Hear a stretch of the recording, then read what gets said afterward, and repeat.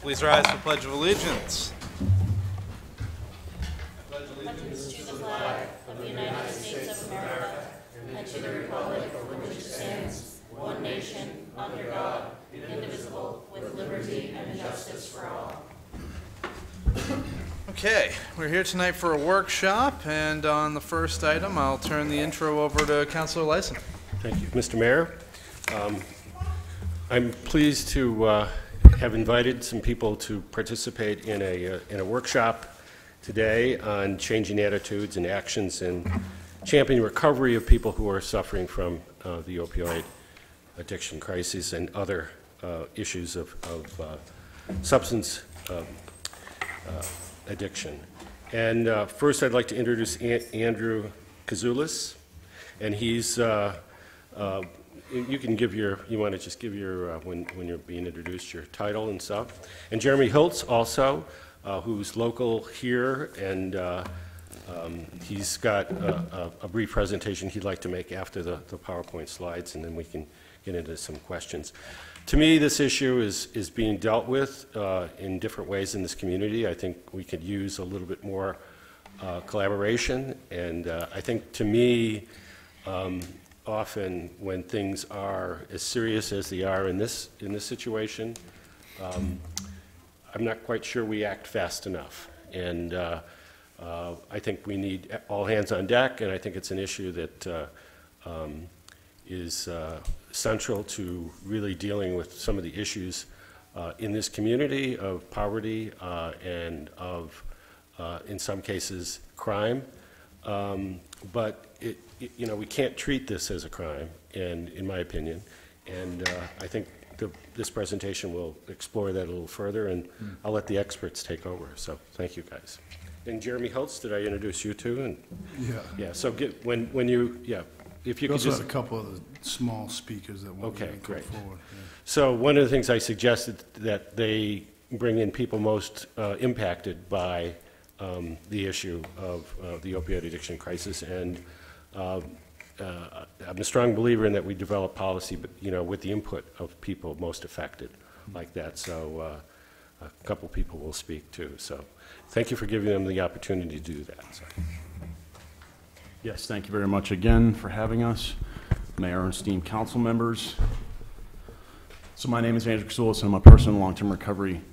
And what that means for me, first and foremost, is that Mom has her son back, and I still can't say this almost every time that I start speaking. I still can't say this without getting very, very emotional about it.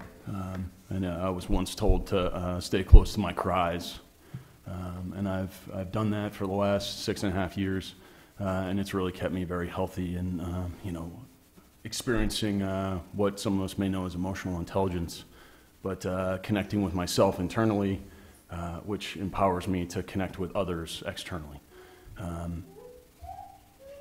Mom is not the only one that benefits from my personal recovery. And what I've really come to understand about recovery is that where you have recovering people, you have recovering communities. Families begin to heal, and that ripple effect, which you see the inverse of on the news a lot, from substance use disorders and the acute symptoms of it, the crime, the drama, the death. The exact opposite happens when people get into recovery. People connect to their communities. They go on to reunite with their children, with their friends. They go back to school. And one of the communities that I've been most impacted by and also had the ability to impact has been that of the University of Southern Maine. Graduated last year with a degree in chemistry, which is hilarious. It's relative.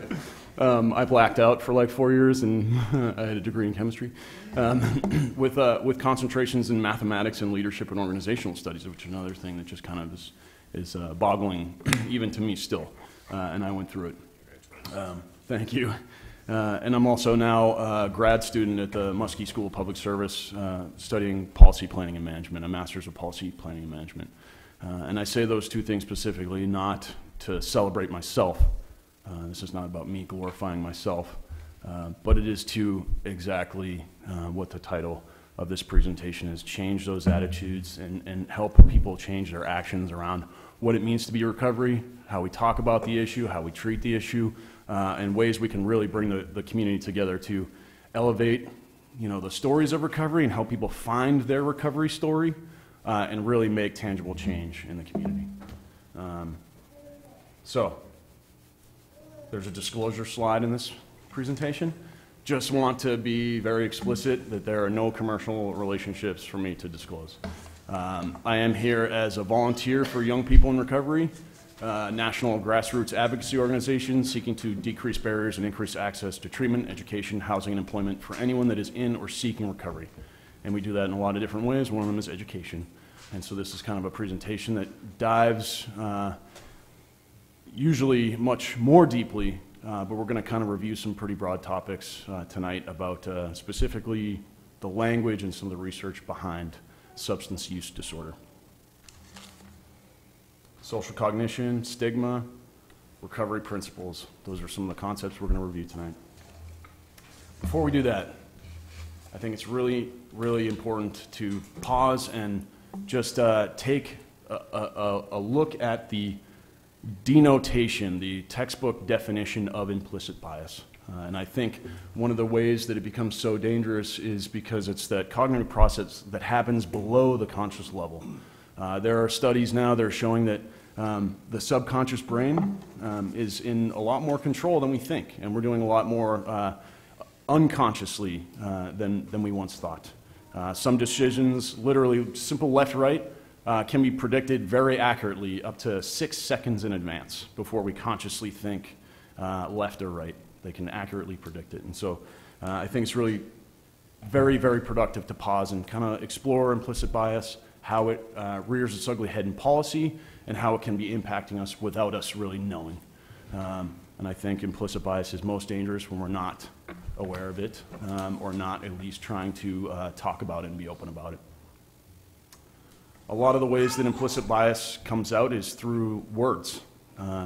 And William White, who's an author and recovery advocate, he's in many ways the father of the current recovery advocacy movement. He has lots and lots of papers at williamwhitepapers.com, articles, research. He was one of the first people doing research on recovery and people in recovery in the U.S. Libraries full of books on addiction and substance use disorders, the acute symptoms of that, acute treatment modalities. Not many people doing research on recovery. And so he started diving into it and discovered how powerful language can be in recovery. The labels, how people can use them to empower themselves, and how the general population then can use them against people. And we've seen this, I think, most obviously with religious connotations and terms, racial, sexual orientation, and I could increase the list ad nauseum, unfortunately. But these words that we use, they outline emotions, and they're really tugging on these emotions, and they're the vessels of these ideas. And I think it's really important to stop and heed the power of the words, because ideas are, let me be very clear, the deadliest thing on this earth. Not the drugs, not the wars, not anything else. It's the idea. And the words speak directly to those ideas. And when we're using certain words, we're planting certain ideas in people's heads, and we're really setting the tone across the board. And William White says it way more eloquently than I ever could. Words have immense power to wound or to heal. The right words catalyze personal transformation and offer invitations to citizenship and community service. Like, who isn't excited about the beginning of that statement? And ready to get up and go volunteer somewhere and like serve food to someone or do something in the community, clean up some trash. The wrong words stigmatize and disempower. Again, words are the vessels of ideas, and ideas are the most powerful thing on this earth. They carry with them connotations. Usually we dive very deeply into these ideas. And some of what you have in the PowerPoint printout is going to be different because it was shortened for time, obviously. But those emotions, those are the meanings that we attach to things. And I'm sure this is, not groundbreaking information for many of you. But I think it's really important to think about how these words emotionally touch us. And as Maya Angelou said, you might forget what someone said specifically, but you'll remember how it felt. And so that's really what the connotation is all about. The words land, the idea stays, that feeling stays. And that comes out in many, many different ways, and we have the ability to change that just by changing our words. And so here's where we usually do a fun exercise where on the board, we get a big whiteboard and we put the term addict and alcoholic on one side. And we'd say, please write a connotations list very quickly. Shout out a few words that come to mind with the term addict. And I'd invite you to do so now if you feel comfortable. Thank you. And I would thank you for not saying some of the things that you thought of, right? Criminal, liar, loser, hopeless, homeless, right? Those things that immediately come to mind that speak directly to our carnal fears. These elicit a very deep response in us that threatens our personal security. And that's really what the research is showing, is that when we use terms like this, and specifically substance abuse, the DSM-5, the Diagnostics and Statistics Manual, that's put together by the doctors who are way smarter than me, and a lot of highly educated people, no longer they addressed and no longer use the term substance abuse because, again, you put the term abuse up and do a connotations list with that. Blood, violence, again, physical altercations, those carnal fears. My personal security, physical security is now threatened. And studies, again, are showing that, just these two terms specifically are grabbing and yanking out of people what other studies are showing is the number one most stigmatized societal issue, arguably in the World Health Organization study, drug addiction, and number 4, which is alcohol addiction. So when we say addict, we say alcoholic, and then we say the substance abusing addict, quickly you get violent junkie. Lock them up, get them out of our community. They're dangerous, they're unpredictable. And then you get to a place where they don't deserve second chances. And internally, I can say from personal experience, I grew up with an abuser, mentally, physically, emotionally abused. I was also sexually abused. And I fought this very, very tangible internal battle with myself every day that I was not an abuser. I know what that thing is. That is not me. And then one day I stopped and I looked down and I'm covered in scars and there were some bracelets, no actual incarceration. Fortunately, blue-eyed, blonde-haired white kid from the burbs might have had something to do with it. But not going to put it all on that, I knew how to speak to cops and could connect with them. But by the time I looked down and said, oh, wow, I'm an abuser,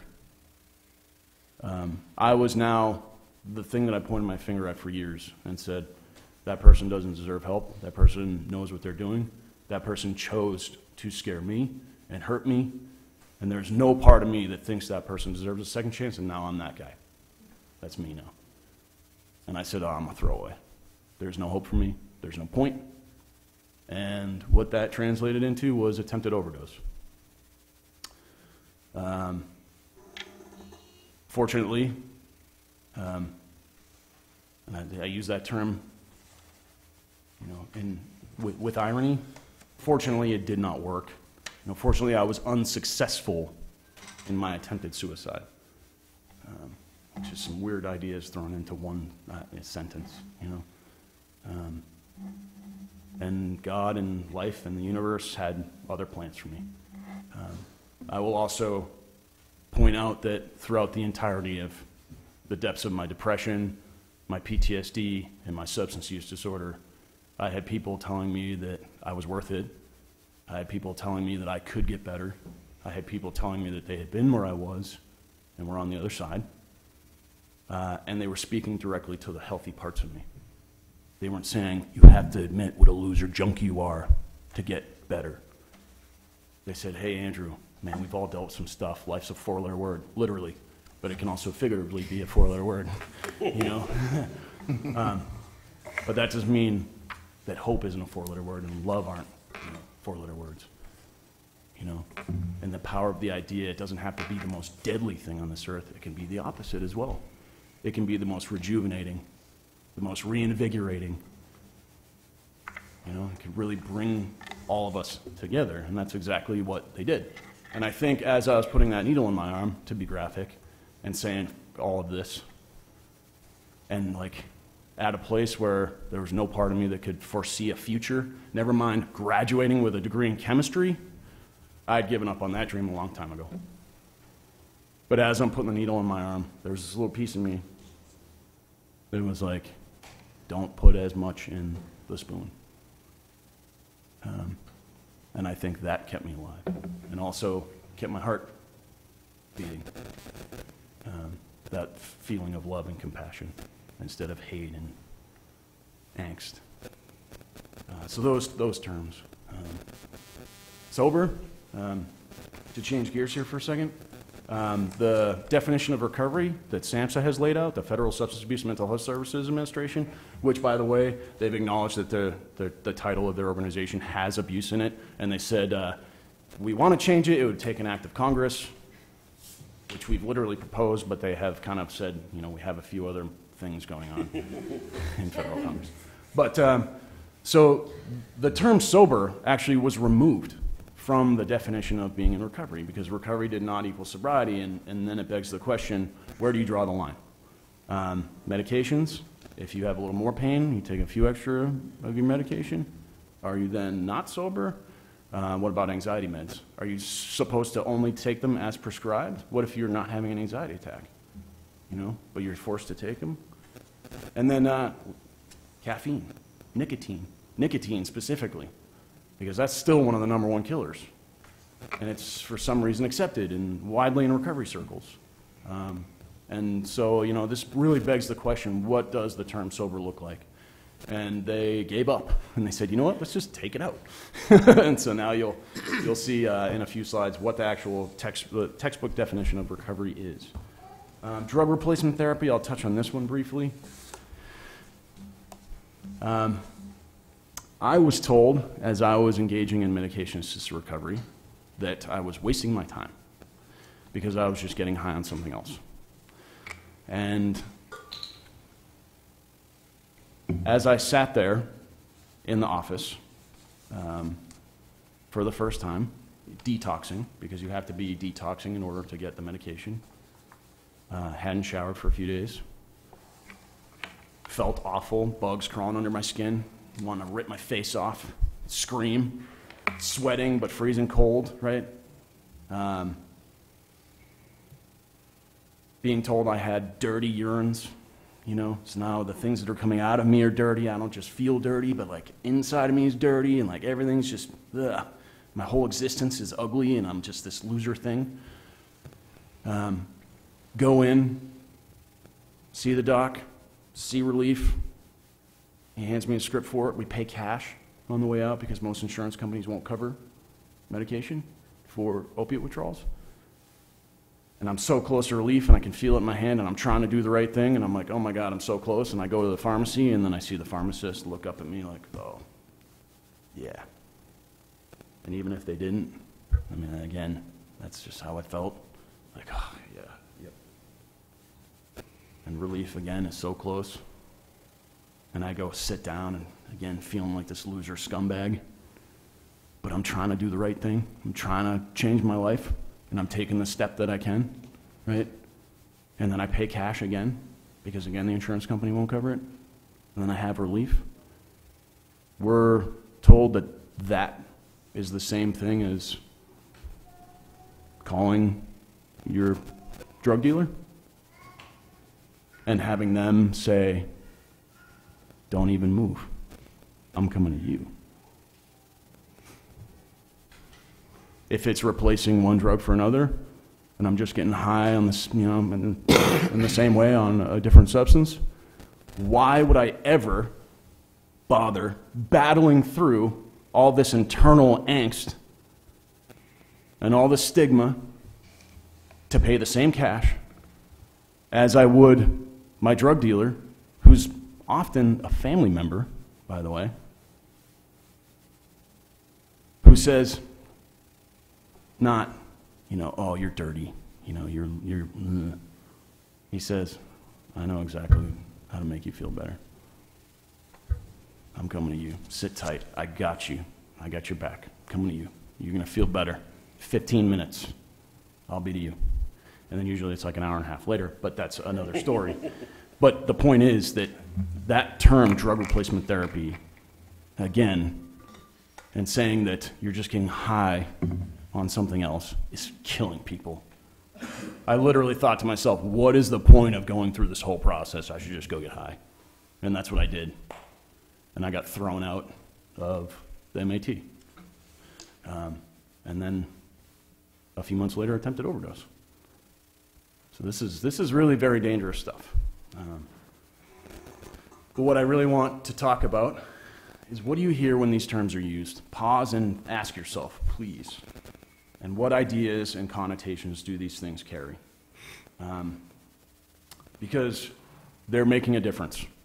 I'm going to breeze over this clinical setting research project that was done by Dr. Kelly and company, ETAL, out of Harvard, where essentially they took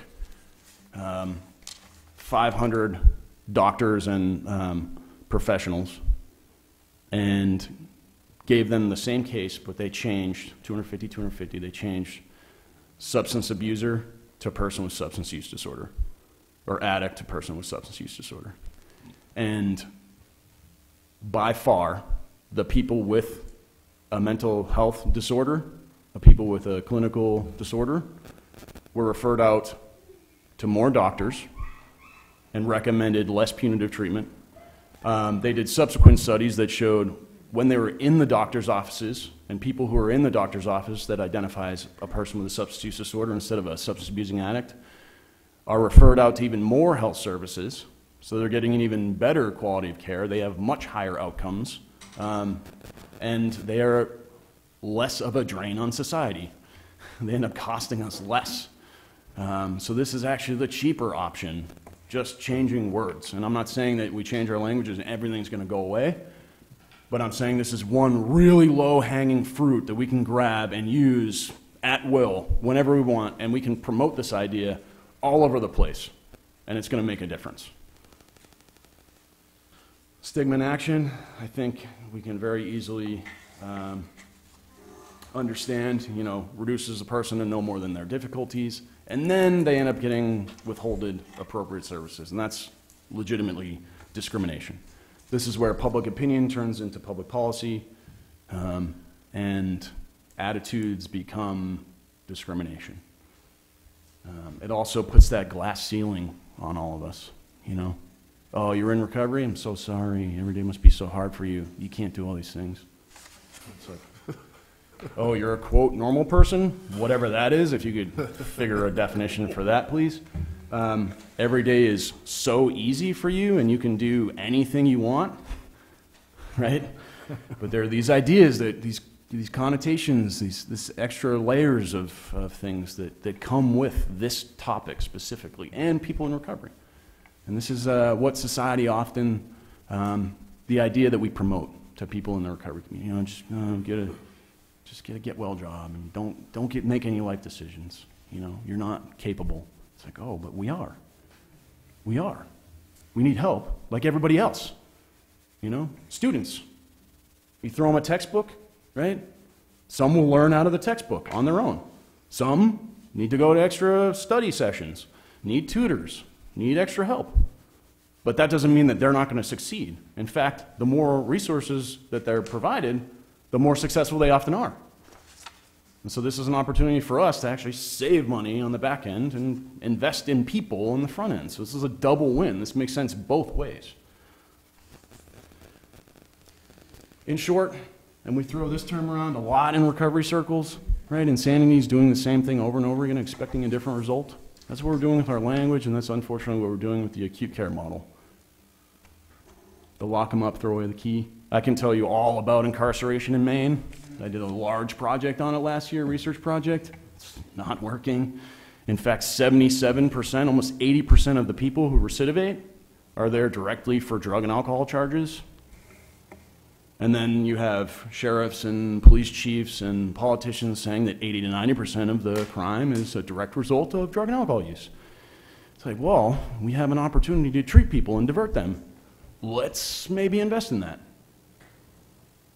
Or we could keep doing the same thing over and over again and have the same thing happen. We have an opportunity not to do that. Some more research. People think, oh yeah, 2 minutes. Thank you. Research is showing that people still, even after all the education we've done, people still think that alcoholism and drug addiction is just people with bad character. And what I've come to understand, and this is where I get to have some fun, because well, biochemistry. I'm not going to get too into the slide. I'm just going to talk about the idea behind it. My capstone was on the brain chemistry of trauma, because I have so much trauma in my history, and trauma continues to prove one of the biggest impactors on developing substance use disorder. ACEs, adverse childhood experiences, not just linked to SUD. I mean, this is linked to attempted suicide, depression, anxiety, PTSD. Yeah, exactly. Cancers, also Alzheimer's, Parkinson's, ALS, all causally linked to adverse childhood experiences. And literally just going through a divorce as a child, you are 400% more likely to attempt suicide and 1,200% more likely to have diagnosed depression. Just witnessing your parents' divorce. Literally just that. It's really, this is very real. So this slide is really just to highlight that this is a biochemical process that's happening in your brain when you experience trauma. I will liken it to what most of us go through in the spring, which is you are not, used to the sun. The sun's rays, the UV light hits your skin, and the UV light causes this. In your brain, you go through what is called excitotoxicity, which releases all these free radical oxidants. The sun, the UV light, breaks your skin cells apart, creating these free radical oxidants, right? A little bit of exposure to sun, you get a nice little tan, right? Overexposure, you get a sunburn. Repeated overexposure, you end up developing skin cancer. The same similar process happens in your brain when you experience a trauma. Initially, it causes a little bit of brain swelling that actually manifests itself physically as pain. So you actually feel pain in your body from mental trauma. And this is non-physical, non-traumatic brain injury. And it actually goes on to then cause additional swelling and secondary and tertiary impactors, which eventually end in cancers, the Alzheimer's, the Parkinson's. And essentially what this slide is in here to do is to get us asking the question, what is our sunscreen for this issue? And then, because eventually you're going to have sunburn at some point in your life, what are our aloe vera gels? What is our lotion for this issue? And to kind of look at it through the lens of like, okay, we have this very clear and obvious thing that's happening right on our skin that's like the situation that is happening in our communities. And what kind of things can we pull together to treat this issue? And some other people will talk about those in their recovery stories. Very briefly, recovery. Process of change through which individuals improve their health and wellness, live a self-directed life, and strive to reach their full potential. 4 main components: health, home, purpose, and community. This is directly from decades of research from our federal friends who are pulling together all kinds of other research. The working definition of recovery includes these topics. They also are really trying to encourage the use of the 8 dimensions of wellness, which you can see here, and I'm not going to review all of them. And I'm going to end just by reviewing Life in Recovery. So Faces and Voices did a very long-term study with thousands and thousands of participants. And essentially what these numbers and these graphs are here to show is that this is prior to getting into recovery. You can see numbers, the top line is inactive addiction. The second line is under 3 years of recovery, then 3 to 10, and then above 10 years. And these are some of the negative things, right? Got arrested. You can see it drastically decreases as people get into recovery. Served jail time, damaged property, DUIs, lost or suspended driver's license, lost right to vote. Emergency room visits decrease. So, and then they slightly increase, that top graph. So people are getting adequate health care in recovery and doing preventative health care. So they're saving money on the other end. Health insurance, frequent use of health care services, infectious diseases, experience untreated emotional mental health problems. And now here's some of the positive things. Steady employment, positive job performances, furthered their education, started their own business, took care of their health, regular checkups, primary care provider, exercise regularly, healthy eating habits, and the list goes on and on. Bank accounts, paid bills, paid back personal debts. All of these things increase. So not only is there less negativity in recovery, but there's more positivity in recovery. And so this is something we should really be dumping a lot of resources into, elevating and promoting recovery services. And some of the implications of these data, I've gone over them, and I'm over time, definitely. So I'll wrap it up with that. And just thank you again for having us, and much, much appreciated for everything you're doing in the community right now. So thank you.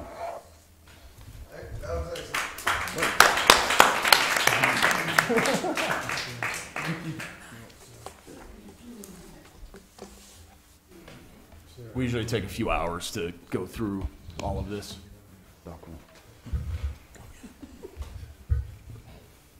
Changing of the guard.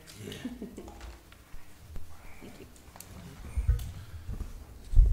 Good evening, Mayor Bouchard and Council President Cloutier and distinguished council members. If I seem a little nervous up here, it's probably because I am, and I believe in being honest and candid about where I stand in life, so you'll know that I'm a little nervous. But I'm very proud to say this evening that my name is Sarah. I'll also say my name is Sarah Graney, and I'm a person in long-term recovery from the disease of alcoholism. And so I've been sober and in a life of recovery for a little over 3+ years. I'm not a Mainer, but I got here as quick as I could. But my family, my mom is definitely a Mainer. And one of the things that I want to touch upon, Andrew did an excellent job looking at the very clinical side of things, the forensic side of addiction, and we need that education, obviously, but he also touched on, some policy, which is what, Jeremy will address a little later as to why young people in recovery, that organization, that chapter in Lewiston, and these other folks are here tonight. But I want to touch upon the human-based reality side of things, and a couple points to touch upon. And the first is that I work right here in Lewiston. I'm very proud to say I'm my 4th year working at Lewiston High School. I work in an inclusion-based program for children living with autism. And the only reason I mention this is because this job requires a lot of patience, a lot of dedication, and I'm proud to say that the person I am today is able to suit up and show up for the children of Lewiston in a way that I never would have been able to before, as a function of my active disease. I firmly believe that addiction, as was defined earlier, is a disease. It is not a choice to abandon all hope. It is not a choice, it's not a choice. I firmly believe that I was born, and I'll use the term, an alcoholic. However, I did have an very early onset adverse childhood experience. I was abandoned as a child in a third world country, however, was adopted by a wonderful Maine family. But I guess what I'm trying to say is that through the course of my life, I went through some things and experienced other traumas. And, you look at people all over Maine and all over this great country, and people are dealing with their traumas and their core issues in unhealthy ways. This doesn't make them criminals or bad people, but it does mean that they fell prey to not really having the, not making the best choices. And then, we have these things that are so readily available to us as a crutch, and we don't see the other possibilities at the time. Once I was heavily into my active alcoholism, people often say you can't scare an alcoholic or an addict, but as a person in long-term recovery, I can tell you that those words, the stigmatization that goes along with these diseases that we are battling, and I see these battles every day. One time I actually ran in a 5K, and I carry the American flag when I do so, and I had someone ask me once, you're kind of crazy to do that anyways. Why do you do that? And I said, well, it's not just about our wonderful veterans that serve the country, but it's also about the fact that everybody out there is fighting a battle that I know absolutely nothing about. Every single one of us in this room has an internal battle that I know nothing about. And that's probably why you're all sitting here this evening. You're public servants because you love people and care about people. So looking at what young people in recovery is doing already in Lewiston, I didn't even know anything about it until early spring when I met Jeremy at the Lewiston Public Library, a wonderful forum that they had back then. And it was the first time I had exposure to what this organization does. It's nationwide, but we have a Lewiston chapter. Since that time, I think that was March maybe, something like that. And within the span of a few months, we put together a huge recovery community block party that was partnered with Young People in Recovery Lewiston chapter, also the Augusta chapter, as well as Maine Inside Out, which, as you know, is an organization that helps our youth from the Long Creek Youth Detention Center, and dealing with restorative practices, and also dealing with things like alternatives to incarceration. On that note, Jeremy put a group of us together that went to Poland Regional High School not too long ago over the summer, and several of us, ranging from less than 30 days in recovery to multiple years of recovery, addressed a crowd of folks at Poland High School for a weekend of alternative to incarceration as a result of DUI, maybe other misdemeanor charges. I'm not sure of all of those charges. And these are the types of things that keep me going. I believe that you can't just put someone into a jail cell and expect them to recover or to find recovery or to find a catalyst for recovery. You find nothing but fear, and that's completely understandable. I'm not here to share my story, but I will say that I did do some time in incarceration. It's not pleasant, but I know that it was a direct result and a function of my active disease and the choices I was making during that time. So just to speed things up a little bit, I know I'm only getting 5 minutes, but at Lewiston High School, I guess what I would focus on there is, it's a wonderful, wonderful school. The children are receiving wonderful resources, but my concern primarily is we're helping homeless youth and all that good stuff, but my concern is the cycle of active disease and addiction. People, the parents that are struggling, their children are also struggling as a result. So what I think that when Jeremy is approaching you folks with an ask this evening, I guess there's a couple of things he's going to request of you. But the city of Lewiston definitely needs to place some focus, and I would also suggest if we can come to you with a proposal for funding about how we can do things like providing a recovery community center. There is a good template for this. The city of Portland has a Portland Recovery Community Center, and it was created in 2011. At this point, they've had so many volunteers, 800 plus new members, and they provide things like daily recovery, long-term recovery meetings, everything from Reiki to yoga. I mean, it's truly a community center, but it is all recovery-based and run by not just staff, but by dedicated volunteers as well. And I believe that that's probably a pretty good litmus test. If they can do it, I believe Lewiston can do it, but we'll probably be coming to you wonderful folks for some funding and some help in that department at some point. And the other thing is I know that there is a women's sober living facility that is due to be opened within probably the next 6 to 8 weeks if all goes well, as a function of the Journey House that's currently in Lewiston serving men in our community.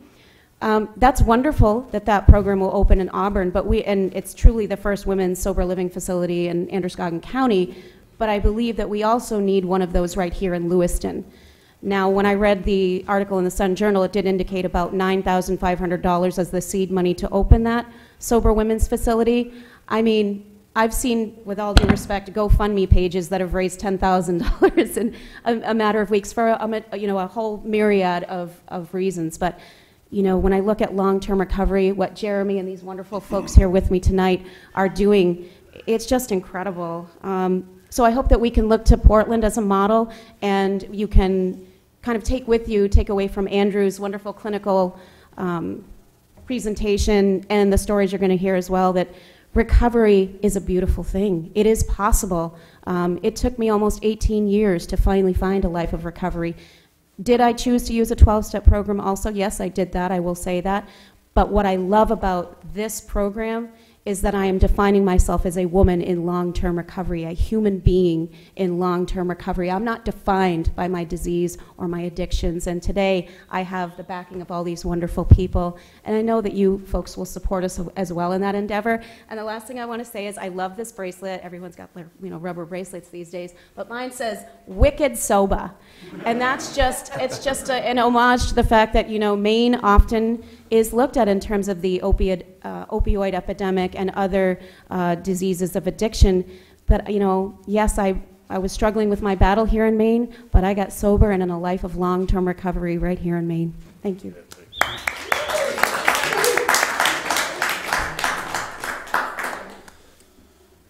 think the next person is dealing with the child, so she's right there. Come on up, come on up, come on up.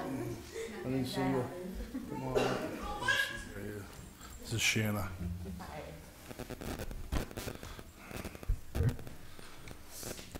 Hi, I'm Shanna. I'm a person in long-term recovery. I've been a member of YPR, and it's very enlightening, and I want to touch today on housing issues and how that can affect somebody in long-term recovery and the obstacles that we have to face. When I started out on my journey, I was homeless. I was living in a part of my language, but porta potty. I bounced from place to place before I found out that I was 3 months pregnant with my daughter. And I was able to find a person who allowed me to stay in a room in their house until I got on my feet. I checked myself into St. Mary's Rehabilitation, and on February 14th, and I have been sober ever since. And it's the best thing that I could do for my daughter, for myself, for my family. But some of the issues now that I'm facing is housing. Coming into this as a person who was looking for shelter for herself and her family, options are very slim between safe neighborhoods, violence, drugs. So I was excited to find a place right next to a park, right here in Lewiston. Very nice park, seemed to be a good area. Unbeknownst to me, there were a lot of issues with the apartment. Safety issues. My daughter just actually tested at a positive for lead at a level 6. And the owner of the property, the landlords of the property, they knew of my recovery, and they knew of the complaints, and they've done nothing. They've washed it under the rug, and if I didn't have Recovery Connections of Maine, Jeremy Hiltz, and my recovery family backing me with YPR, I'm afraid that I may have gone the other route instead of utilized the tools that they taught me to use. Unfortunately, I am still going through these issues, but I'm taking it one step at a time, and I feel that I'm going the right route. For other people who are new to recovery, it may not be that easy for them. It may push them farther back than forward, and they don't have the resources, or they don't know where to turn, and they don't know their rights. And it's scary for them. And upon searching, I should say, for answers as to why this is happening and what I can do to stop this and how to make my family safe. I found that a lot of the people in my building are also in active recovery. They're also disabled. And they are going through the same issues that I am, but they're afraid. They're afraid to complain, they're afraid to do anything because they don't know their rights and they don't know the proper channels or the resources. So at first I thought I was just overreacting, and then it's really an issue of safety and health and mental health. Because what is this, how is this making us feel inside? You know, we're struggling with holding it together on a day-to-day basis. And I apologize, it just pushes so hard and strains a person so hard. So I could see where people do take a step back and they just give up. I'm not that type of person, and I wish that there were other people like me, but it's just so hard for people in a situation like I'm in, and they just don't want to deal with the fight. So I'll end on this. I believe that everybody should be seen as equals, no matter what your background, and unfortunately there are prejudices. And unfortunately our backgrounds can be held against us. And it shouldn't be like that. Everyone deserves safety and good health and happiness, and we're not the people that we were before.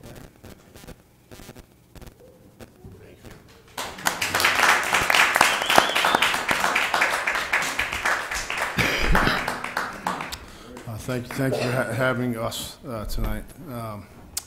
My name is Jeremy. I'm a person in long-term recovery as well. What that means for me is I'm able to be present for my community. It means that I'm able to be a father, a son, a husband, a brother, and a business owner in the city of Lewiston. It also means that I'm able to realize dreams that I never thought could be possible for me, such as creating a substance use disorder agency and being a chapter lead for young people here in recovery here in Lewiston. It also means seeking, accepting help along the way. I come here tonight to share my personal experience and discuss some broader issues of this community and to lend a hand in addressing the devastating illness that is affecting every neighborhood in the city. When I was in active addiction, I was part of the issue, and today I'm part of the solution. I have experienced firsthand being addicted to heroin and living in the Tree Street neighborhoods and having a feeling that I was going to be trapped there forever. I understand what it's like attempting to stop using and seeing drugs every day, poor living condition, and trauma happening all around me. I've been arrested for various offenses, and at the time I felt like I was being saved, and then only to be released back into the same chaos that I just came from. And I continue to feel no hope. I'm fortunate that I found treatment in the Department of Corrections, which provided a different path at that time.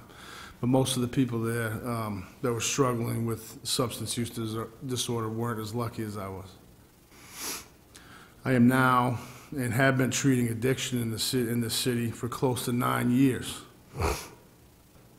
I have worked with hundreds of people that are essentially stuck in the same cycle that I just described. Which brings me to the real issues that we are facing. I want to share an experience with you that happened early in my career. I facilitated an intensive outpatient program on Main Street during the evening hours.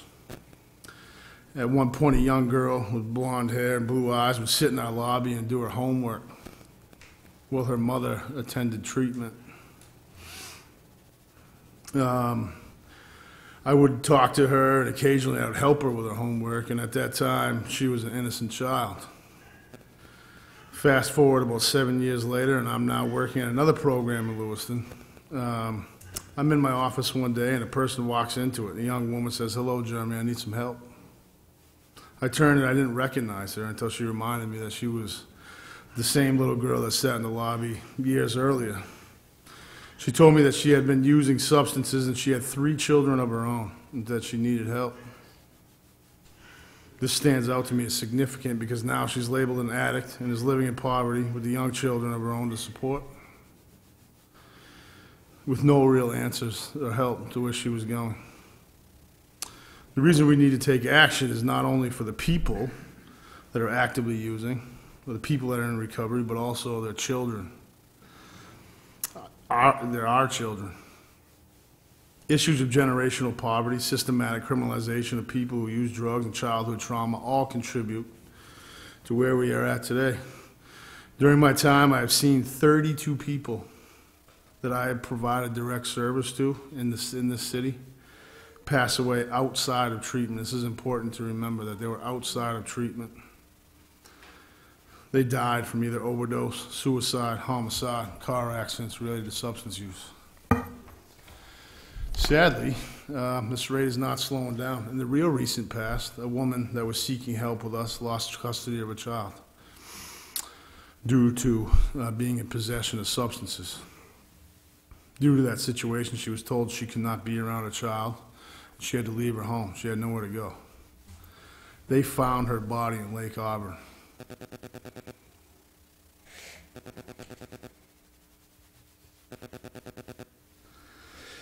The real issue that we are facing here is not the drug itself, but what creates demand for the drug. It's trauma, it's hopelessness, it's isolation, it's depression, and other mental health issues, and we need to address these root causes of addiction. We need to address the children and have compassion for where they are coming from and where they're going. We cannot arrest or ignore our way out of this issue. That clearly isn't working. We can and we have to do better in terms of creating a recovery-ready community in Lewiston. Community groups are taking things into their own hands. Young People in Recovery Lewiston has moved forward a number of community building initiatives. We had a overdose vigil and awareness night in Kennedy Park. We participated in organizing governor's candidate forum at the library. We organized the community block party, which the Lewiston Police Department, the Fire Department participated in. We organized an employment workshop that will happen at the Lewiston Career Center. We're in the process of organizing a youth basketball league in Lewiston Rec Department for the inner city youth in Kennedy Park next summer. We also have a recovery meeting at St. Mary's Hospital every Friday night, 7 o'clock. That doesn't put labels on, like, being in recovery and how are you doing in recovery. So there are hundreds of people in this community ready to address the crisis and help out, and there is hope. There are many communities across the state and the nation that are addressing the opioid epidemic head on. We have some proposals for future policies that we feel can make Lewiston recovery ready. And here are some of them. One, a needle exchange program that will help decrease the spread of infectious disease as well as engage more people in the treatment process. Recovery residencies, looking at zoning and ordinances that hinder recovery residents outside of the downtown area. Youth programs that address trauma, establish programs that address real-life trauma that our children face. Standards for prescribing for doctors, establish best practices, recommendations for doctors in the hospitals in our city. Standards for ER visits, create standards and transition plans for individuals affected by substance use and mental health and ER visits. Capacity assessment for treatment options in Lewiston, create an assessment and asset map of the treatment providers in the city so our community members know where to go. Narcan needs to be more readily available. Free access, fire and police should all carry it. Life-saving measures need to be more readily available. Housing conditions. Part of recovery is stable, safe housing. And decriminalization, treating the opiate epidemic like a public health crisis, not a criminal issue. We certainly know that this is a large and daunting task, but we have to start somewhere. That list is to get us thinking about the future. But tonight, we have 3 concrete requests of the City Council. First, we request that the Lewiston City Council pass a resolution that sets the tone for how the city will approach the opioid crisis as a public health crisis, pledging not to approach it by criminalizing people who use drugs, and that notes how the council will talk about the issue, how they will approach building a recovery-ready community, including seeking grant funding for this work. Secondly, we request that the Lewiston Police Department receive the same messaging training that you all experienced earlier tonight, only an expanded version. And finally, and perhaps most critically, we request the creation of a new city committee to address the opioid epidemic that includes a critical mass of people in recovery, alongside recovery professionals and at least 1 city councilor. We know the Public Health Committee has its hands full with the lead crisis, among other things, and the issue requires steady and focused attention. So at this time, I'd be happy to take any questions at this point, or comments or reactions from the council about the 3 concrete proposals and about how to move forward. Thank you for your time. Councilor Cloutier?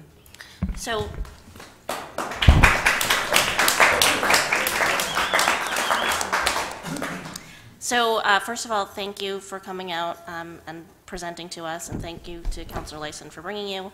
I really appreciate you all sharing your personal stories. I know that's not easy. A couple things I just want to touch on, and sort of getting back to the initial things that Councilor Lewiston said around collaboration, and what you just said about there being hundreds of people in this community who are interested in doing this work.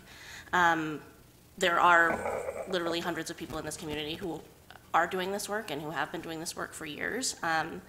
And in the interest of collaboration, I think it's really important to sort of acknowledge that. And I know, Andrew, you know Kathy Ryder, who's at Tri-County Mental Health Services, who's been leading up the Community Recovery Steering Committee, who's been doing work around this issue for years, who was pretty instrumental in getting the bill passed recently at the state level that was in support of the hub and spoke model and provided funding for that.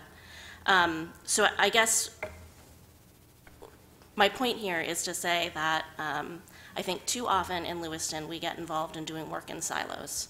And this is an issue where it's beginning to feel that way to me. And so I would really push you and encourage you to sort of work with the other organizations who are already doing some of this stuff. This is a huge issue to tackle, as you all know. And the more sort of feet on the ground we have doing the work, the more successful we're going to be in the long run. I also would ask that you provide the listing of things you just went through. So the 3, beginning with the resolution and ending with the training for the police officers, if you can provide that list to City Administrator Barrett so that we can sort of have that to look back on and decide as a council what we're going to do about those things. But also the longer list that you sort of laid out before that, I think that's really important for us to sort of take a look at and focus on as well. And I also just wanted to say that, Sarah, you touched a little bit on the recovery house for women opening in Auburn. I also did want to point out, up until recently, I was serving on the steering committee for Sophia's House, which is through the Center for Wisdom's Women in Lewiston. And they're opening a recovery house for not just substance use, but also around trafficking and trauma in Lewiston. Hopefully that will be opening next year. And it's based on the Thistle Farms model in Nashville, Tennessee, so there's a really good social entrepreneurship program that goes along with that. So I just sort of always like to plug that because it's kind of a big deal for us to have here in Lewiston. So again, thank you guys for coming and presenting to us. I really appreciate it. I want to reiterate the thanks for you folks all coming out and sharing what I'm sure are some deeply personal and very difficult stories to tell. I definitely have more questions about Lewiston High School and how I'm the city council representative to the school committee and would be very eager to hear how the school committee could help support this work, especially for our students and especially those students who they might not have a direct parent voice with the school committee or in the public school system. So I definitely want to hear more about that if we could connect later. And then the second part, so one of the folks, I think she may have left, talked about housing issues, but I would definitely invite staying after and having that conversation now, because it sounds like those are things that perhaps planning and code can help with, and they're here tonight. And just so I get this right, the organization is called Young People in Recovery? Yes. And it is what kind of organization is it? It's a national nonprofit organization. And this is a chapter here. This is, yeah. Okay, and is that the same organization that Andrew is from? Yeah. Okay. And what's your title within it? I'm the chapter lead for Lewiston. Thank you, chapter lead. Okay, I think I'm oriented. Thank you so much.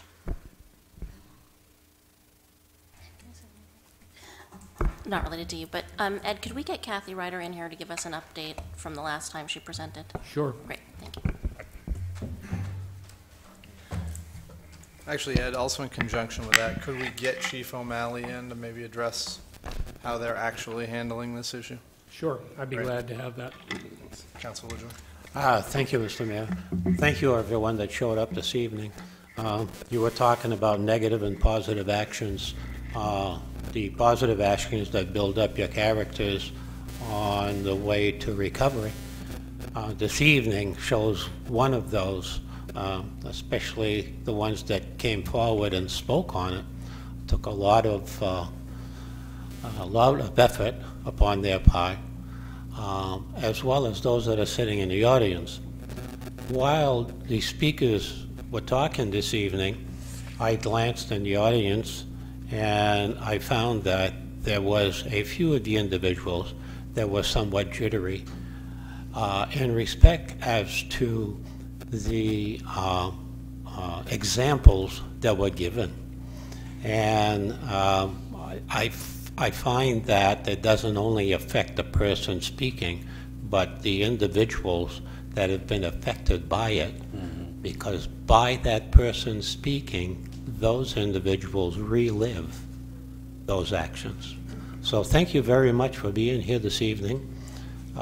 It's greatly appreciated, and we'll see what we can do. We can talk some more. Yes, I'd like to also add my thanks for showing up and being willing to tell the stories that are impactful. And you can tell we have a pretty sensitive city council here that, especially when we understand, you know, this is a bipartisan issue. This is not anything that's red or blue or whatever. This is our community, and I think that, to me, the important linkage is that we're losing community members every day. And, you know, some of my discussions with people who have been affected by this, you know, dealing with the addiction, I'm going to do it tomorrow. It's going to happen tomorrow. That's when I'm going to break free. And we have people in this state who say, well, let them die. Well, if they die, they never can seek that redemption or whatever, that treatment, that you know, being community members. And we need everybody pulling in the same direction here in this community. And there's just so much stigma about, you know, where you live, what you look like, who you are, what your background is, that really, you know, I remember first grade class when my daughter was in first grade. By the halfway through that year, every child was kind of labeled completely. Well, this, you know, not successful. She's from a trailer park, so she's gonna this and that. She comes in not with clean clothes on, and it was like amazing to me that, you know, we just the symbols, not the people, sometimes make so much more of an impact on. And I think I really appreciate the fact that we're starting from the language to the, you know, kind of the micro to the macro, because I think the language really is important. And we've had a couple presentations from Green Dot that talks about we got to change the way we do things. We got to be taking responsibility for ourselves and for other people in some cases, to make them responsible and accountable. And I think it's going to take this whole community working to really deal with it. And I mean, this is at the local level. We know this is a nationwide epidemic that we're dealing with, and it's not.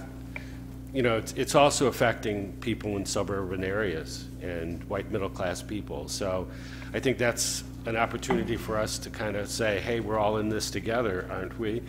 And I think that's the best kind of collaboration that we can expect. And I'm hoping that we can put together a resolution with some of the input from the counselors and your work, Jeremy and Andrew, and really from the voice of the people who are here and who are out there, the hundreds that are impacted. I was at a couple of your events where there was close to 100 people, over 100 people, and it's to me, this is a beginning of yet another beginning of really addressing some of the most serious issues, and I think that's what we do.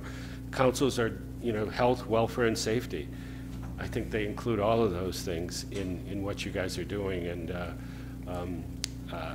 certainly resources are always limited. You always hear that, but one of the things that's been mentioned a couple times is the fact that we have some access to grants at a municipal level that can really help move this initiative along. So I'm dedicating myself to kind of looking at that and challenging the staff to say, hey, well, what is out there? Let's bring it, because if it's not coming here, it's going elsewhere to help, and why not bring it to our community? We deserve it. So thank you, guys.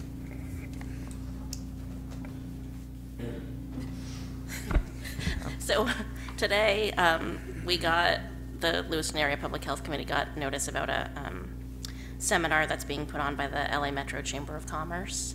That's understanding substance use disorders, so I just sort of wanted to share that information for people who might be watching. So it's going to be presented by Nicole Garant, who is the Adult and Child Clinical Services Manager at Tri-County Mental Health. It's on Monday, October 15th from 12 to 1 at the Lewiston Auburn Metro Chamber of Commerce, and it's free. So. Okay, thank you. Thank you all very much for coming out tonight.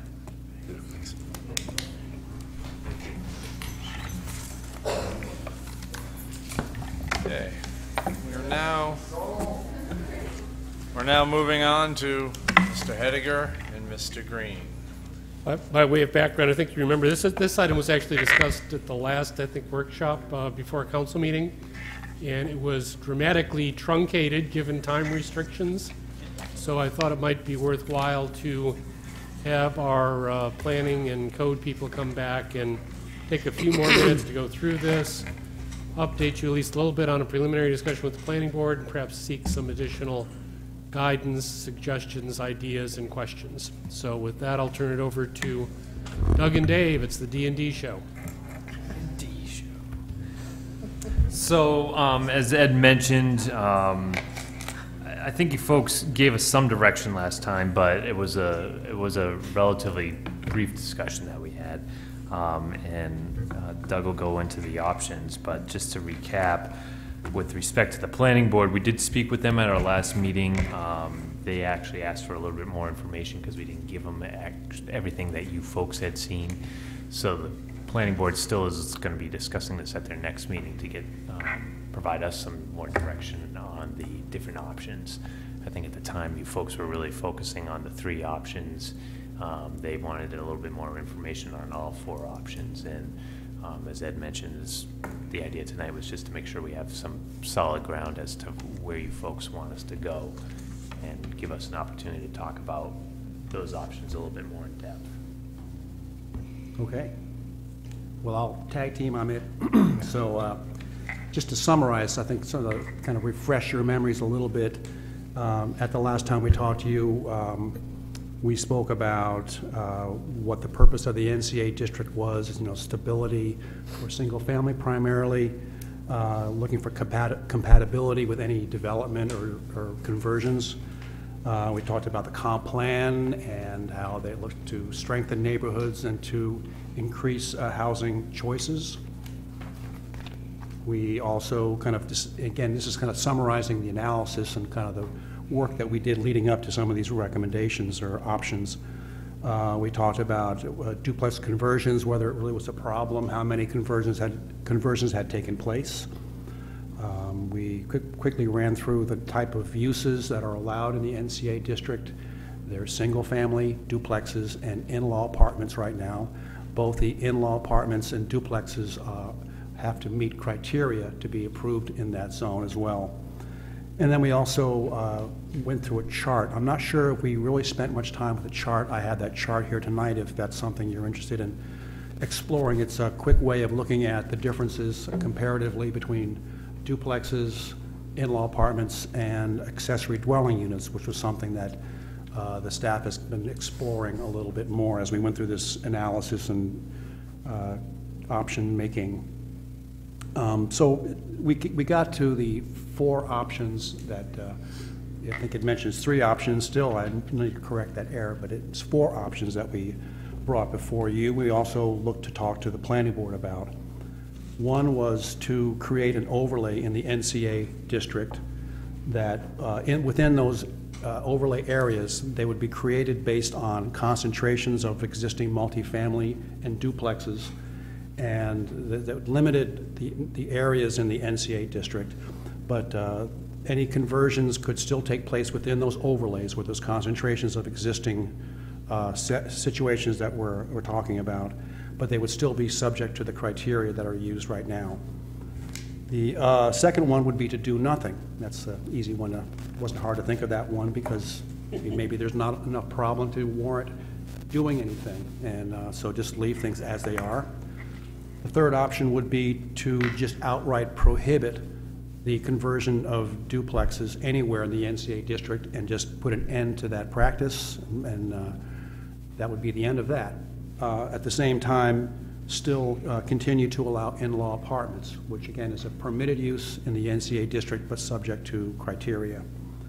And then the fourth option that we put forward is to prohibit the conversion of single-family dwellings in the NCA area in the district, but to either transition away from or move towards allowing accessory dwelling units as a way to still allow some housing choices, but to minimize the impacts on the neighborhoods. Again, getting back to the original purpose of the NCA district, which is stability and protecting the character of that neighborhood.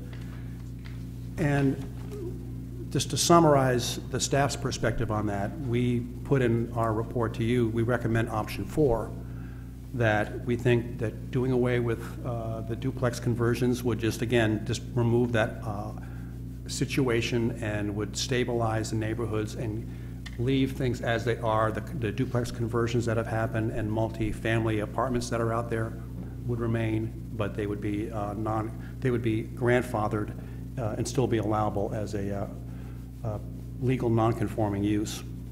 But at the same time, also look to, like I mentioned, transition away from in-law apartments, continue to allow them, or to explore and evaluate whether accessory dwelling units would be a better way to go. And some of the reasons that the staff is leaning and we favor, we think accessory dwelling units are a positive step in still preserving the character of these NCA neighborhoods, would be that they would need to be owner-occupied. At least one of the units or one of the areas, either the accessory dwelling unit or the actual dwelling unit would need to be owner-occupied, which is a great stabilizing force for neighborhoods. That we think that accessory dwelling units can provide additional income for families that can use that. I'm sure most families would benefit at some level if they had that opportunity. That accessory dwelling units would fit in well with the current demographics of smaller families. We have larger houses that are left over from yesterday and beyond, and that also we have an aging population that can really benefit from having the ability to have additional income, or to an elderly person could just shift into the accessory dwelling unit, and the larger portion of the house could then be used for a normal, regular-sized family. excuse me, and that accessory dwelling units really shouldn't change the character of the neighborhood any more than in-law apartments. And again, we have a chart, if you're interested, I could show you that it does describe, there's some subtle but significant differences between a duplex, an in-law apartment, and accessory dwelling units. And while they all seem to have the flavor of additional dwelling units, by definition, they're not really in-law apartments, and accessory dwelling units are not really listed as extra units. And there are ways to make it so you wouldn't really see the visible change from the outside, either in-law or accessory dwelling units. And that the other thing is that accessory dwelling units in the long haul would be much easier to administrate. I think we touched base on that before. The planning board talked about that as well, is that in-law apartments over time inevitably are going to probably change if someone passes away or the family member moves out. It's virtually impossible, unless there's some complaint, for code enforcement or planning to know that there's been a change. And if a new person moves in there that's no longer an in-law, it's very difficult for us to find out about that and to regulate that. Whereas an accessory dwelling unit is not contingent on being a family member, and it's more flexible, and it would be easier at some level to administrate, because the main thing we're looking for is owner-occupiedness of the property. So I appreciate the chance, Dave and I both appreciate the chance to get back in front of you and just kind of take a deep breath, take a little more time, and get that out in front of you, and kind of open the floor up to discussions. Again, we have, if you're interested, the map of the overlays that are just kind of a draft overlay map, and then again a chart that compares the duplexes, in-law apartments, and accessory dwelling units. So, thanks. So, well, I'll start off briefly. I happened to wander into that planning board meeting, and I was happy to see that. I think there's only one member who was on the do nothing camp, and everyone else was really, excited to do something in this district. They just couldn't get off the in-law apartments, which I know you guys had tried to separate, because some of us had asked to, try to make those two separate issues. What was your sense of the planning board? Because mine was, they were really loving the idea of outright prohibition, including in-laws.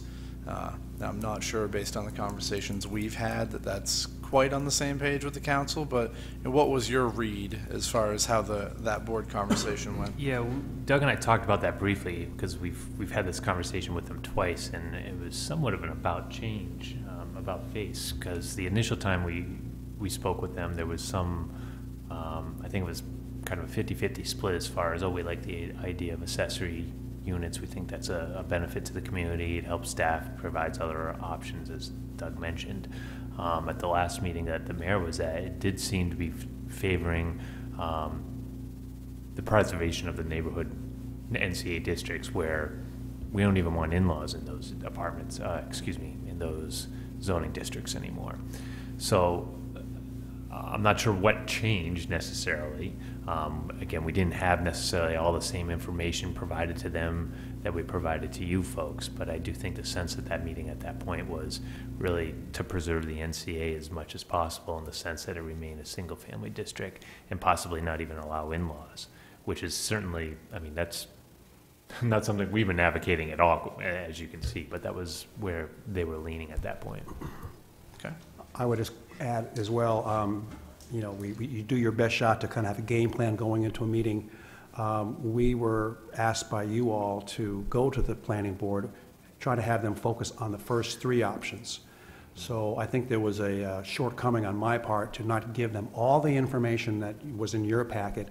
And then at the meeting, like as Dave was saying, they really did want to and were very interested in talking about in-laws and accessory dwelling units. So ultimately, I think there was some information that the chart wasn't in their package, so they really had a hard time comparing the two.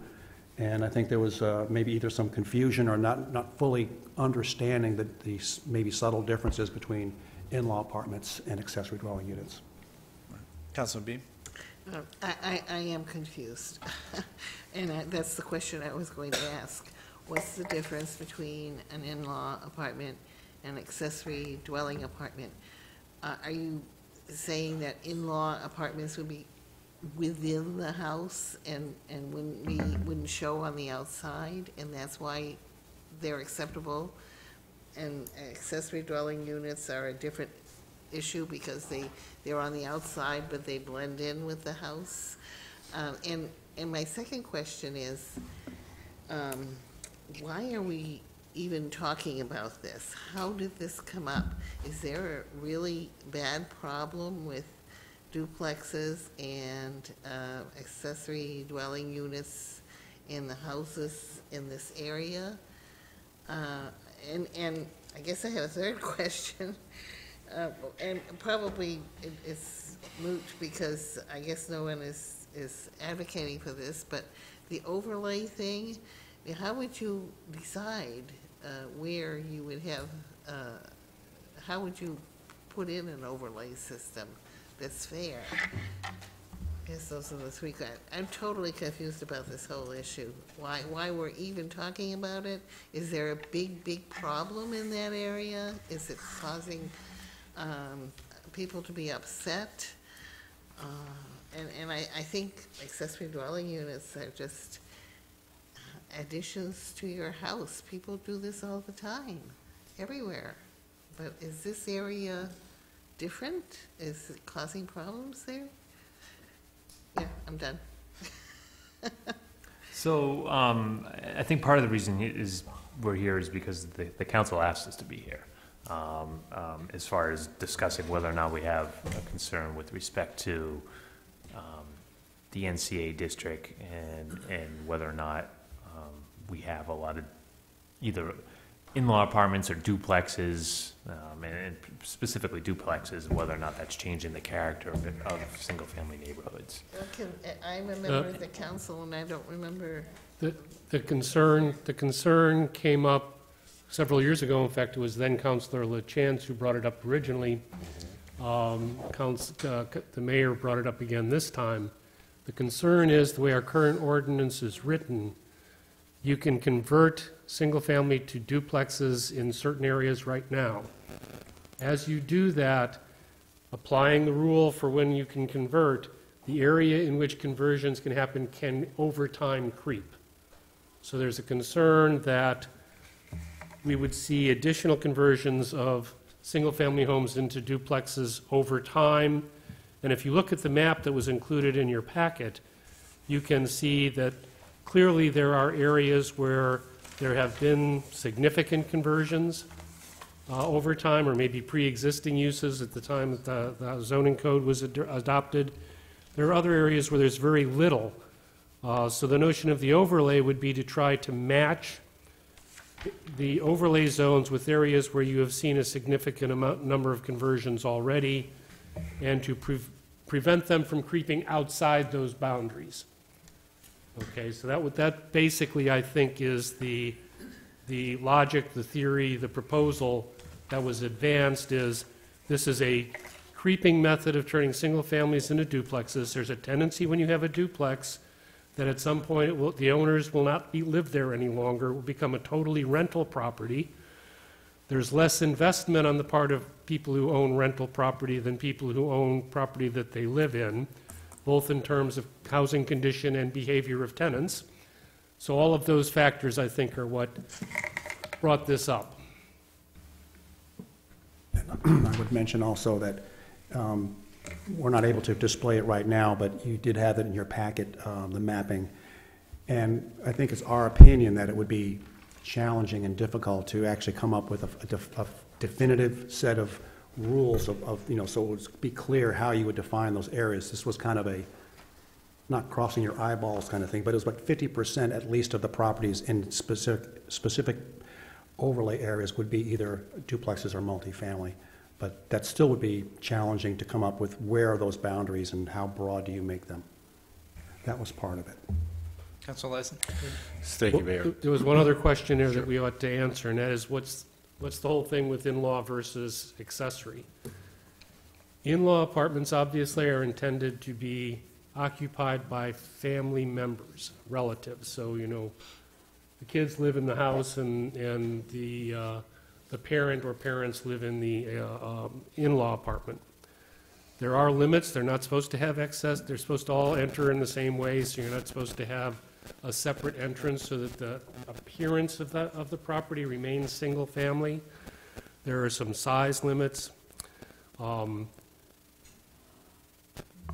difficulty is, I bet you if we went out there today and tracked down every permitted in-law apartment and checked on status, we would find that a number of them were no longer in compliance, and that you had non-related people living in the quote-unquote in-law apartment. The further difficulty is, I would anticipate that most people, when they buy the property, wouldn't understand the distinction. They would see that there's this separate living area in their property, in their home, and they might assume that they could do anything they wanted with that, rather than having to be a family member. So it's a difficult situation to monitor, to track, and to enforce.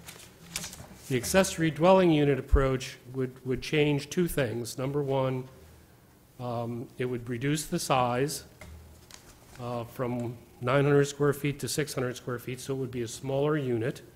And number two, it would require that the property be owner occupied. Theoretically, that's the case in an in-law apartment, but I think it's been very difficult for us to track that. With an accessory department, there are some easier ways. We can look at homestead exemptions as one example. If you have a homestead exemption, you have to be an occupant of the property, so there may be easier ways to deal with it. So I think that's the basic idea, and I don't know, Doug, if you want to just refer people to any other items on the chart that might help see the difference between the two. No, Ed, I think you did a good job of the basic differences. And again, I think that the whole point of both components, whether it's the main dwelling unit and whether it's in-law or accessory apartment, everyone has to enter into the same door. That's kind of the distinction, where once you separate complete entrances into two separate entrances, that becomes two dwelling units versus a single-family home with an in-law or a single-family home with an accessory dwelling unit is technically still a single-family home. Correct. And again, appearance-wise makes a lot of difference. That's part of the character, preserving the character of a neighborhood. So if the council and the planning board think that's a good idea, I mean, we can potentially add whatever performance standards the board and the council think is appropriate to potentially protect that character of the neighborhood more than what we currently have in place now, whether it's appearance, entrances, square footages, things of that nature. We've thrown some things in there now just as to get people thinking about, you know, reducing the square footage to 600 square feet, having one entrance, you know, basically duplicating a lot of what the in-law provisions have now in place, because the idea with the in-law is you shouldn't even know it's there. An accessory unit, same idea, you really shouldn't know it's there.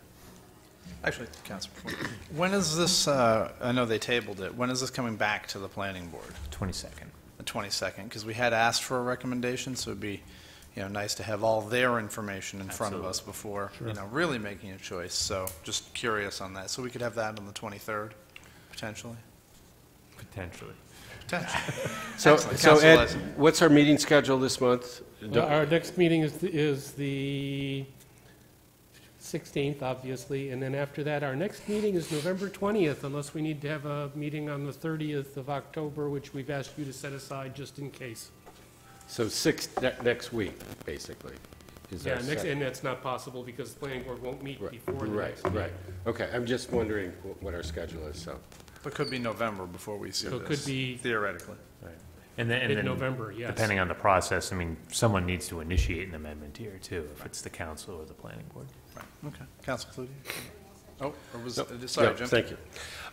Wanted to address Councilor Beam's questions about, you know, why we here. One of the reasons we're here is because the comprehensive plan says that, you know, we need to both strengthen neighborhoods and expand housing options. And I think this is one of those housing options that can help provide affordable housing, but also one of the key elements of it, there's some owner occupancy either in both places or at least one, where there's responsible people saying, you know, so it's not like you're trying to chase down a landlord or whatever. Also, for one who had to enforce, when I was the planning director, the locational criteria for NCA and NCB, there's a level of uncertainty when people try and figure out, well, what can I do with this house? 14 hours later, and you're doing the mathematics stuff. And I'm background as a civil engineer, so math's not a problem to me, but it was still a problem to sometimes get, when somebody asked a simple question, what can I do? It was a difficult question. So I've never liked the locational criteria for both NCA and NCB, and I think we could do away with that with this amendment as well. I think the worst thing that a municipality can do is kind of set people up for failure. You know, if you're going to do an in-law and you have an in-law and that person's a parent or grandparent or whatever, there's going to be a change in that relationship and person. And then, like you said, if somebody buys the house, they think it's a two-family, on and on and on and on and on. So I think looking for some other options, I don't know if the 600 square foot is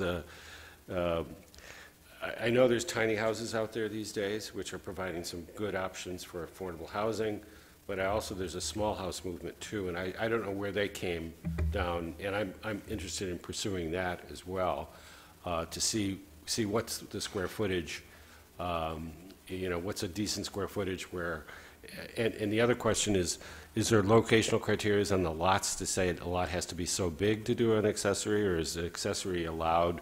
I mean, and this would be citywide, though, on any lot, right? Well, yeah, that was a point I wanted to raise. I mean, we've been talking NCA the whole time, because that's the area that talks about whether or not you can have a two-family created if the density already exists in your neighborhood. And that's really the only zone that provision applies to. In-laws currently are allowed in every single zoning district. Wherever you have a single-family home, whether it's residential or commercial zoning district, you can do it in-law. So we're going to need to decide whether or not accessory units are going to be allowed in every single zoning district. And when I say accessory to any existing single-family dwelling. What we haven't really talked about, but I know a lot of the information that Doug provided you folks talks about how you can do an accessory unit in a building out back. You know, you take the old garage or carriage house, whatever it is out back, and you make that into a separate dwelling unit. That we haven't really contemplated that. You can't do that with an in-law right now. The idea is to make it smell and feel and taste like a single family, and that does not include taking the garage out back and putting grandma in it. So we got to figure out if that's something we want to do or not. Right now, the thought is it's part of the single family home. As far as dwelling size,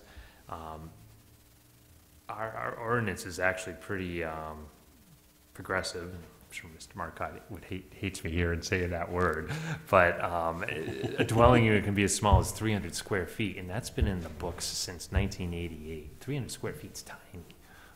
For a dwelling unit? Yeah, I mean that's small. We've had people come to us asking about doing tiny homes, and the square footage is not the issue, because it was like, hey, you can do up to 300 square feet if you want, and they're, oh, well, that's great.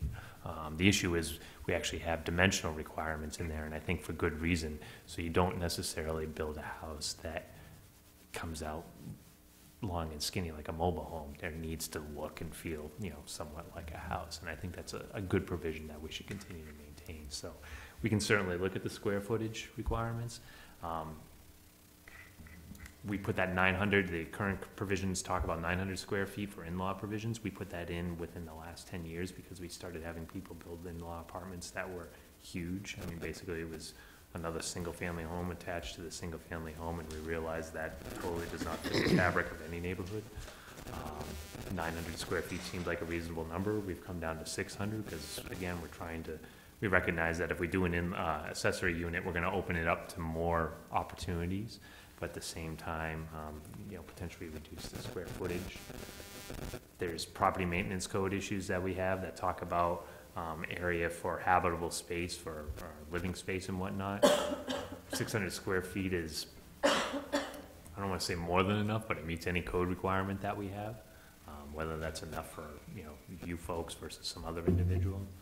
But again, depending on what you folks in the planning board want to see, all those numbers all that stuff is flexible. The real direction we need is, do you want to allow accessory units? And if so, great, we can back into that with either specific zoning districts, specific performance standards. We can tune it as much as you folks want to see. Council Clute. So, I can understand why Councilor Beam is confused, because to me, we're talking about two separate issues here. And I'm having a hard time understanding why they're being presented to us as one. And I think we spent a lot of time in this meeting talking about the accessory dwelling units, and what we're overlooking is the preventing conversions in the NCA district question. So to me, those are two separate issues, and those should be presented as two separate issues. The conversion issue was brought before us as a council, I think, 3 or 4 years ago. I was against it then, I'm against it now. I don't think that 3 conversions in a 5-year time frame creates a problem that we need to solve. I think, as former Councilor Tim LaJoy would say, that's a solution without a problem, actually. I think when we're talking about accessory dwelling units, I agree with everything that Councilor Lyson just said, which is that, and the information that's been presented to us, you know, it gives property owners the ability to, you know, owner-occupied properties to be rented to family members. It also opens up the possibility for that to be rented to non-family members, I think, in the proposal that you gave. It allows those property owners, as they age, to move into the smaller unit and to rent out the larger unit if they so choose. That maintains, you know, neighborhood stabilization and all of those things that we talk about in the comp plan. But I have a real problem with that being presented alongside of something that is completely different in nature. And so I would really hope that if we're being asked to vote on these things, that they're being presented separately to us. I know that's what you asked the planning board to do, but they continued to combine everything. Correct. So, I think it was. I guess I would like an explanation when, if you go back to them and then come back to us, why they're being continuously put back together. Yeah, I mean, I think it was clear at the last meeting, frankly, that you folks wanted us to present 3 items to them. And that's what we can do. I mean, I think everyone, including you folks, to some degree, think that the accessory unit is worth talking about. And I don't disagree with what Councilor Clucher said, that as far as they're related, but they're separate. Right. So, I mean, we can certainly go back to the planning board and say, hey, great, we they're related but separate. Let's talk about, you know, 3 options. And, you know, option 4 can be a separate discussion with separate. But aren't they interrelated, though, to a certain extent? Well, they are, and that's why we drafted them to have the discussion, because... Because if you eliminate one but provide the other option, then at least you're addressing, you know, giving people a different option, maybe a better one, more enforceable, as Doug pointed out a number of times. You know, so it makes more sense, at least to me, and eliminate some of the criteria stuff that's pretty frustrating, and some of the non-compliance down the road types of issues. So I think that's why, to me, they're a bit more interrelated than totally separate. I mean, if you install a prohibition but then allow the accessory units, then at least people have more flexibility with their properties after losing some rights. They're gaining ones that make more sense, at least in some ways. But I guess my understanding of the recommendation is that you're not giving people more opportunity, because you're saying that they can't convert to a duplex. So you can't convert a single family to a duplex, but you can allow an accessory unit. Mm-hmm. Well, that's part of one of the proposals, yeah. So I mean, I guess that's why couldn't you do both of those things? Why couldn't you say, yes, you can convert your single family to a duplex, and you could allow for an accessory? It could, yeah. Okay. Right? I mean, you could. I guess that's option number 5, maybe. Yeah, I mean, I mean, and then the other issue is, you know, it's like you just said, when we talk about the accessory dwelling units, we're going to have to address that beyond the NCA district. So why aren't we addressing that as one thing citywide, and then the NCA district piece as something completely different? and I think that was the the attempt in the planning board meeting the last time was to just focus on the three options, 1, 2, and 3, which really dealt with the conversion of duplexes from single family. And so we could, you know, work with the planning board and go back to them and just spell out that we're looking for maybe 2 recommendations, then one for dealing with options 1, 2, and 3, and then have a separate discussion and recommendation. It probably it's going to take more work, but again, we could come back with 2 different suggestions, recommendations from the planning board. And if we didn't do the prohibition, aren't we getting further away from the comp plan where it talks about the character of neighborhoods and maintaining that? Not if those Potentially. are already Correct. available in the neighborhood.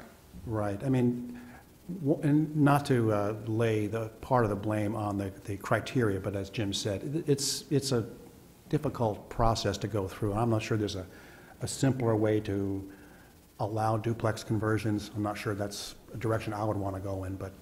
Yeah, I mean, we've streamlined it over the years, so you don't have to be an engineer to do it. You can figure it out, but. And I'm not advocating for us to, you know, go all out duplex conversions beyond what we already have. But I think that piece is a problem that doesn't exist, that we're, for some reason, trying to rectify. And it feels a little bit like throwing the accessory unit thing in there is like trying to make some of us feel like this is a pill that's easier to swallow. And I think if you look at the comp plan, there are a number of things that the comp plan says that potentially can be either contradictory or complementary. Exactly. And I think what planning was attempting to do was to come up with something that was complementary, preserving the neighborhood by way of owner occupancy, which I think we would all say would be the number one best thing we could do to preserve our neighborhood character. And then number 2, recognizing that, allowing a little bit more flexibility in terms of providing a housing alternative that's lower cost. So I think they were trying to meld those 2 together in a way that they were complementary, not contradictory. Yeah, the intent wasn't to make it more complicated here. Best intentions, Dave. Yeah, I know. So certainly we can, I mean, if the council wants us to keep it just to what the initial concern was, you know, NCA, you have the ability to do 2 units under certain circumstances. Do you want us to be allowed to continue to do that, or do you want us to have an overlay or not? I mean, literally, it's the 3 options Doug presented to you. And how many have occurred, the conversions? 3 in 5 years. And Yeah. Mr. Mayor. And Ed is correct. I mean, the big concern with that, or a concern with that, is the potential for creep. And while it hasn't occurred, yes, the potential there absolutely is, because if one neighbor can do it, now that has bumped that neighborhood a little bit further, and then it's a little bit further. And while it hasn't, we haven't seen a prolific increase in it, it exists. So if that's a concern of the board and the council, is that, hey, we don't even want the threat of that to occur in our NCA neighborhoods, then great, there's a mechanism we can address it. And to be fair, it's probably more of a proactive approach than a solution looking for a problem, because we have just reached about a 1% vacancy rate, which means we don't have a lot of options right now in our city for housing or safe housing. So that allows the opportunity for people to make these conversions, and we haven't had a 1% vacancy rate for a very long time. We've had ample housing available, so we're now at that point where this could make a difference and actually do something in government that's proactive instead of reactive, which would be great for once. Councilor Marcotte? That was one of the points I was going to make, is being proactive because of the threat. And as we look at future housing needs, that threat is going to occur. So this is being proactive. And as far as the planning board seeing the 3 options we gave them, they didn't like any of the 3 options, because you could probably get a majority of the planning board to vote against any one of the 3 options. That's why they came up with some of this other discussion. I don't think they specifically referred to 4, did they? No. They haven't taken an action on number 4? No. So this is a product of the discussion that we've had for a month and a half now, which I think actually does the process justice. that we come up with something that we can all have consensus on and agree on, you know, that has been well flushed out and worked out. One question I have about owner-occupied is, how do you administer that remains owner-occupied going forward?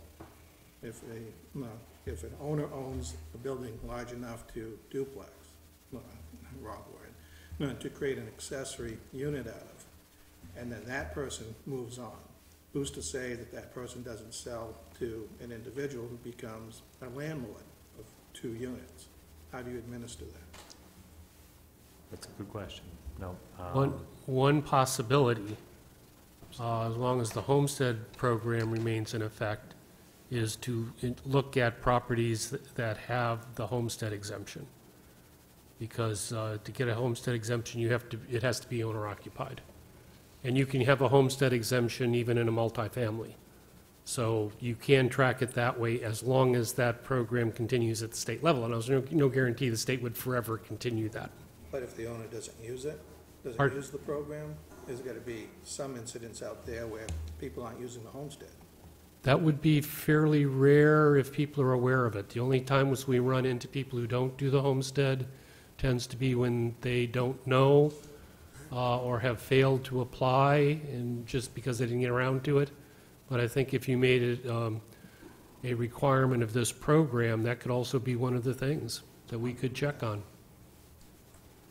So something Councilor Marcotte said that made me think too is it's a lot less expensive to buy an existing building in the NCA and convert it than it would be to buy a piece of land in the tree streets and build. And it would be a lot more convenient. You're in, quite frankly, probably a nicer neighborhood and can command more rents too, which makes conversion far more appealing than developing the lots. Councilor Beam had her, We were talking about owner occupancy and rental, and I don't see the difference between a duplex that someone buys and then rents out and a single-family house that people rent out, that buy and then they rent it out. And why is one preferable to another? And why do we have to have that owner occupancy? I can see the difference between a duplex and a single-family home and the character of the neighborhood. But if there's a landlord and renting to the people who live in the duplex, it's the same thing as a landlord renting to someone who's living in a single-family home. Certainly that can happen and does happen. There are single-family homes that are rented. Yes. I think you will find that as a percentage, that's a significantly smaller percentage. Single-family homes that are rented, it's a significantly smaller percentage of the single-family housing stock than duplexes that are not owner-occupied. Because I think, and I will also point out that you're not going to make a lot of money as a property manager or a landlord if you only own a duplex. Usually you're going to want to have more units than that simply to cover your cash flow requirements and what you need for maintenance and repair and all of those other kinds of things. So the tendency, if you look at our own numbers, you can see this, the tendency on multifamily housing over the decades has been, as we've gotten closer and closer to the present day, multifamily projects have increased in size. And they've increased in size for economic reasons, that you got to get enough rent to support the construction. Councilor Pentgill? So I'd be in favor of option 4. We do need to do what we can to be proactive, as the mayor and Councilor Marcotte said. And I do think that accessory dwelling units are an added benefit to the community, but we do need to be proactive, and especially with a 1% vacancy rate, it's going to be a problem that's at our doorstep before we know it. So, thank you. Great. Okay. Well, actually, Mike's waving at me. He's the only member of the public. I guess I'll give him a brief soapbox if he wants to step up. If there were more of you, you wouldn't have it. So thank you, Mr. Mayor, and thank you, councilors, for hearing me tonight as I speak to this. I wasn't going to come down here, but I saw it was back and back and back again, so I figured that's telling me something. Reading through the memo that staff provided to you, Mr. Mayor, NCA District A, the statement of purpose, the purpose of the Neighborhood Conservation A District is to promote neighborhood stability. Now that's key, neighborhood stability, by requiring the development of new buildings or the reuse or conversion of existing buildings to conform to the type and density of housing existing within the immediate neighborhood. Now the standards presently as they are at a 40% threshold. So if 40% of the adjoining properties are 2-unit or multi-unit, someone can convert a single-family unit in NCA to a 2-unit. Now that's 40% is less than half of the adjoining buildings. So the standards as we have them today are contradicting the goal of NCA. The balance of an existing neighborhood may be all single-family homes, 55% of those houses, but we allow that presently to be converted. I think that's one of the factors, and myself and my neighbors on my street have had to deal with this for the last 5 years with a particular house that has been a problem. Separate story, but we have to deal with this. I'm still hearing from neighbors to this day, not serving in public office. They're still talking to me about it. Ongoing problems. Now, one of the things I would ask, Mr. Mayor, is the goal of NCA income-generating rental properties? Is this the goal to produce money for property owners? Is that the goal of NCA? Or is the goal the preservation of single-family owner-occupied homes and neighborhoods? I think the goal is the preservation. And actually, in the standards, it does say, by requiring the development of new buildings or the reuse or conversion of existing buildings to conform to the type and density of housing existing within the immediate area. So we should be encouraging people to convert homes back to single family. And I do know of a house on Sylvan that was a originally single family house, probably 1910, 1915, and was converted about 5-6 years ago back into a single family house. And it's a beautiful house compared to what it was as a 2-unit. That's something I don't think we see enough, and we should be encouraging that. So one of my concerns is the goal to create revenue-generating rental properties in our single-family neighborhoods. I don't think that should be our goal, and it is the potential, as Mr. Hediger said, of creep, that you have one, and that sets the balance over a little more to allow the next one, and the next one, and the next one. 3 units that we know about in the last 5 years, I know of more, but staff may not know of all those because they can't track everything. They have enough of a job doing what they do today. So there are conversions that happen. Those may be grandfathered in for all we know. Oftentimes, as Mr. Hediger said, the in-law apartments, the in-laws pass on, the family moves, you now have a 2-unit. There's no way to enforce that. I like the idea of in-law apartments, but enforcing it is almost impossible. On an ongoing basis, that's something we need to address going forward. I don't want to see single-family homes converted to 2 units. My neighbors don't want to see it. I think something should be done, as was mentioned, in a proactive manner before we lose what we have in many of our areas. One last thing I'll touch on is the value of neighborhoods. Now, a lot of this, it's money-making for the property owner, the building owner. As we convert single-family homes to 2 units, the potential for loss of property value in that neighborhood is real. And as we do that, our values are going to go down. And if we're lowering the property values, that's bringing neighborhoods down. So I want to preserve the value of our neighborhoods and not just go for a quick and easy fix by allowing this to continue. So I think there's some good compromises in here that I've read through. I'm kind of scratching my head on which is the best approach. They don't talk about detached houses or accessory units. And I think that's potentially something to look at if it preserves the single-family appearance and character of the neighborhood. And that's about all, because I forgot my last point.